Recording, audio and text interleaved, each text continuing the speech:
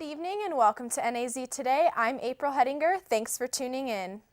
Tonight, an investigative report into Arizona state law enforcement is seizures of asset may be leading to state reform. A comprehensive report by the Arizona Center for Investigative Reporting into how Arizona police agencies use money and property that had been obtained from people suspected of crimes was released last month. And earlier this week, hearings were held by state legislature committees regarding House Bill 2477, which seeks to increase transparency on civil asset forfeiture system in Arizona. NAZ Today News Director Nick Robbie has more. I'm here in studio with Evan Wyloge with the Arizona Center for Investigative Reporting, discussing a report that was put out by their agency earlier this January about search and seizure money in the state of Arizona.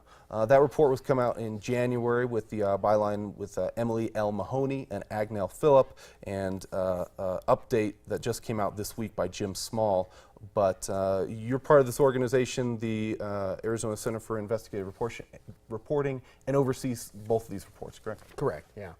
Thanks for being here. Thank you. Can you tell us a little bit about what the report asserts as far as the $200 million personal property over the past 5 years, specifically actually 2011 through 2015, about that income that was seized by law enforcement and what they have spent it on? Yeah, well, we wanted to look a little bit more into this system than what was being presented through the state agency that collects the information. So we went to all the counties and collected a lot of reports, read through those, entered the information we were reading in those reports into a database so that we could more clearly and accurately discuss kind of where the money is coming from, whether or not there were trends, see the kind of breakdowns between agencies, and then also looking at the expenditure side. And what we found was $200 million, mostly in cash, that was seized by police in Arizona from citizens.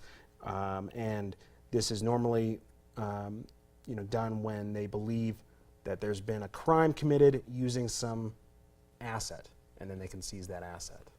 Assets including money, but also cars, homes, sometimes valuable property to right. somebody.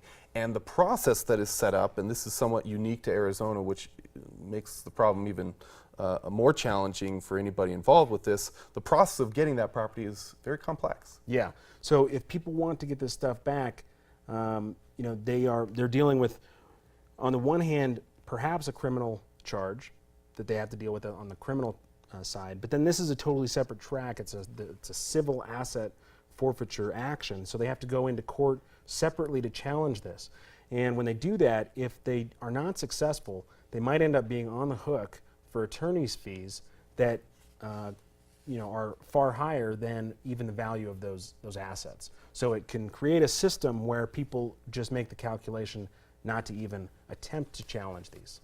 And right now, the commission in charge of overseeing this type of thing is the Arizona Criminal Justice Commission, but there is currently a House bill, specifically House Bill 2477, which is hoping to increase oversight on this type of thing. Right, so it would require that we get more detailed information reported from the agencies about what's happening in terms of seizing, as well as the expenditure side. So what are they doing with the money once they've got it?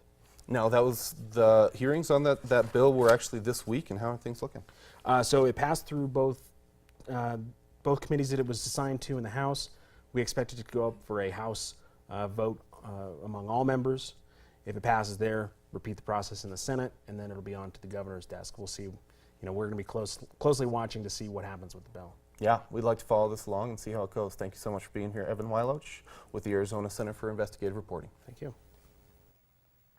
According to the data collected for the Center for Investigative Reporting, here in Flagstaff, the police department spent over $800,000 over the 5-year period on salaries, and about $500,000, or 67% of that money, came from the seizure account.